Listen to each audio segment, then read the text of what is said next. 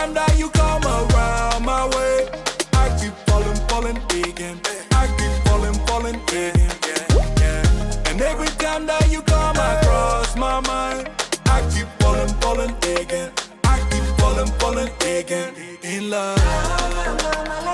We were in Austin for 1 week, and during that week, I had my appendix removed. So it started swelling while I was doing some door knocking. I didn't know it was initially swelling. It just started hurting like crazy. I'm looking forward to getting this out and literally going and knocking as soon as I can after. Omar, he was in one of the previous videos, by trade a paramedic. He actually hooked me up and suggested me to go to an ER hospital in Austin. We're back in Houston to film Kenny Llyod. Here we are today in Houston for a Millionaire Mansion home tour. Today, we're touring the home of Kenny Llyod. I knocked on his door a couple weeks ago on TikTok, and he told all of us that he owns Tava. Today, we're returning to tour every room of this house. We're gonna check out these awesome cars and learn more about Tava and Kenny Llyod. Hear his story, see the place. Let's head inside.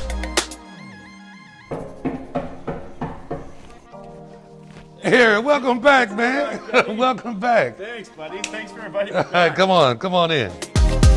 And every time that you come across my mind, I keep falling again. I keep falling again in love. Kenny Llyod, thank you so much for inviting me back to your house to do this interview. Your home is crazy cool, and I'm looking forward to getting to know a little bit more about you today. Let's do it. Awesome. So I'm Kenny Llyod, and I'm the CEO of Tava. Yeah. And Tava, I told you before, is a network marketing company. Okay. You know, and it's based out of Texas, but we do business all over the world. Okay, cool. A health and wellness company. Health and wellness. Mm-hmm. And how did that begin for you? You know, I've been in network marketing for 17 years now, and I got started at 50 years old. Okay. And I was in the real estate business. Long story short, I just went broke as hell in the real estate business and was looking for something to replace my income and found network marketing, man. And I didn't find network marketing, I found my purpose. As a human being, how would you describe yourself at the core?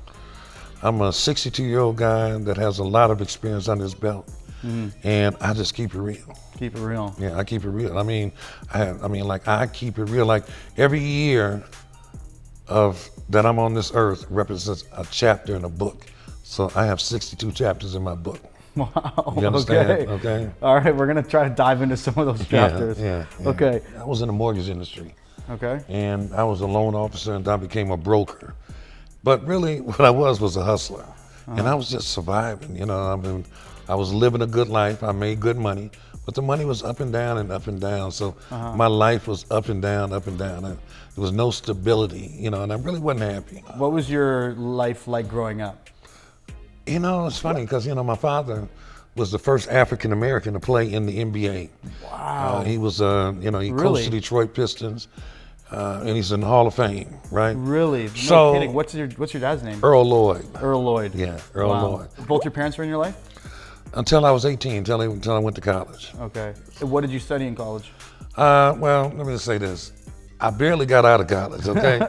And poli-sci. Poli-sci. Yeah. I minored in psych, and I think psychology really benefited me more than anything because I'm in the people business, and you have to understand people.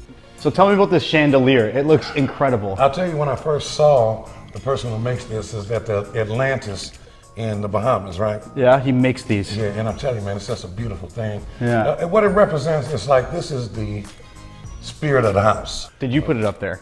That would be hell no. It took like 5 guys and about 7 hours to do it for real. Yeah. Now, can you imagine what it's like to change a light bulb in that? A lot of people think that, man, oh my God, like your life had to be great. No, it wasn't, because, you know, you don't know who your friends are.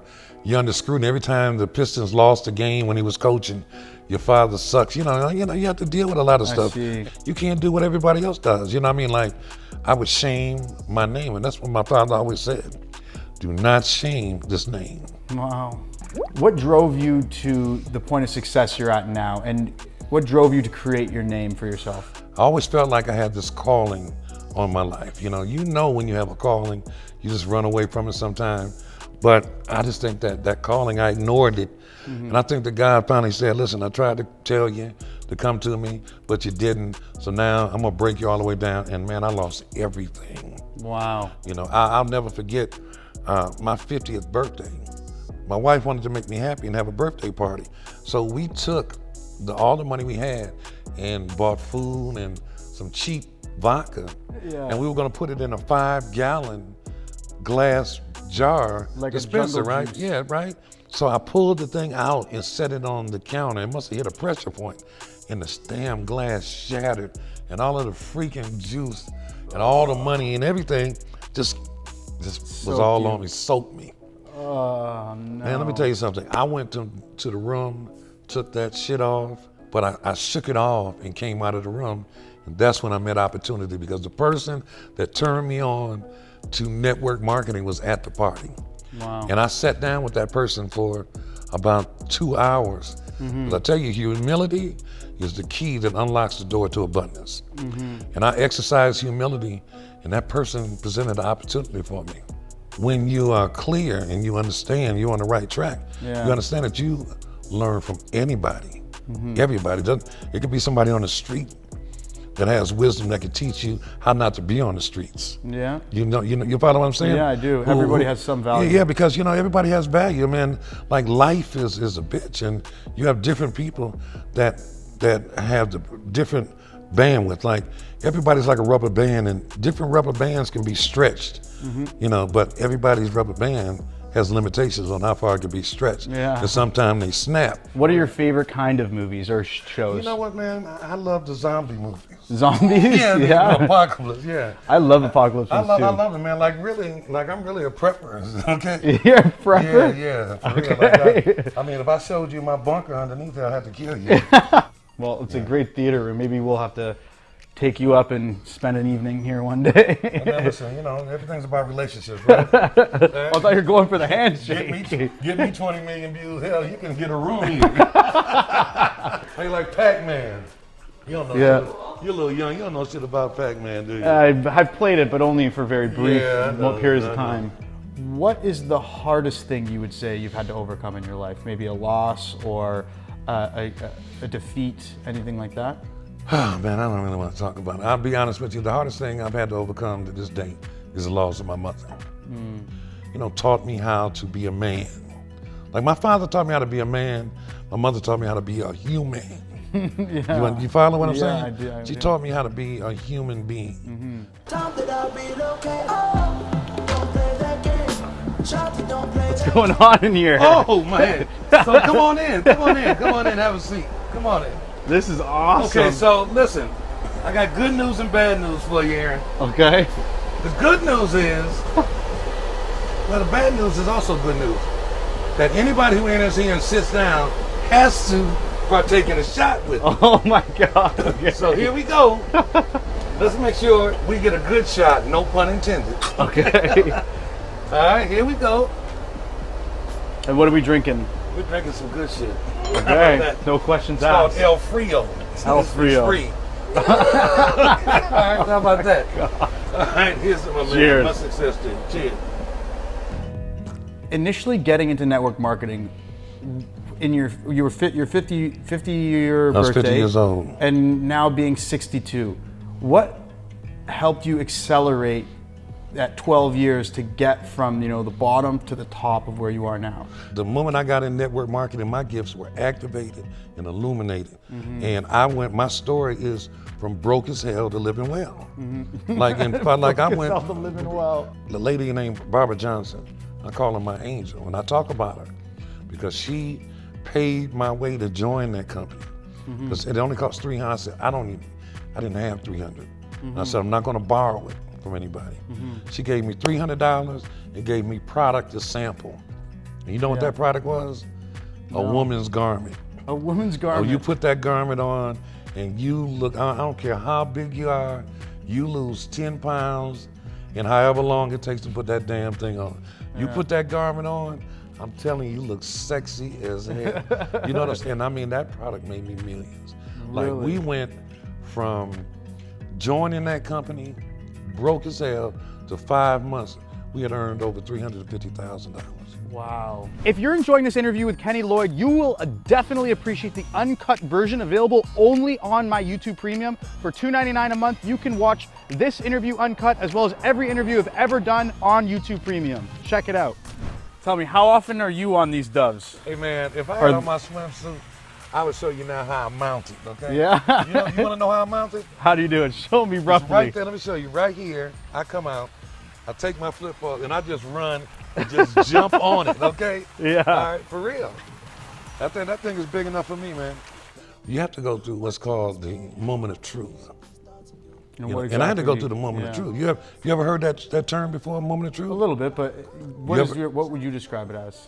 Moment of truth is when you face who you really are. Like I had to really look in the mirror and I was broken down. I just looked in the mirror. I said, God, you gave me all these gifts. I'm well spoken. I was brought up. I know what the good life is, man. I have all these gifts and talents. Why am I where I am? And then you ask that question, you look in the mirror and you see that, what do you see in the mirror? A reflection of what? Of you. Yeah. And not everybody has the strength and the courage to deal with the truth of who they are, because a lot of people on this earth never discover their purpose because they walk a lie throughout their life. So therefore, I had to have my moment of truth. And when I had it, things cleared out, like the fog cleared. Yeah. And I could see clearly my path. You're designed to be in certain places to gather information and learn certain things that take you to the next step, where you gather information and learn things, and then ultimately you get to where I am now, is where I'm purposed to be. Yeah, and I hear you. And what I'm purposed to do, Yeah. And I'm prepared. I've been armed with the knowledge, armed with every gift and tool and weapon I need to be successful where I am now. Okay, this is the room I go to when I'm on punishment, and so I don't feel the pain of the punishment. But this happens to be my meditation room. I wonder why. Okay. And this is where I meditate. I meditate with vodka. I meditate with cognac. I meditate with Hennessy, with Crown. I'm a big person on meditation. Did I say medication or meditation, okay? It's both the same anyway. Thank you so much for watching right until the end. It is raining now. If you liked that video with Kenny Llyod, you will love the full interview on YouTube Premium. Thank you so much to Kenny for having us, touring his beautiful house. Like this video if you enjoyed it, and definitely subscribe because I release videos like this one all the time. My name's Vankampen. See you in the next video.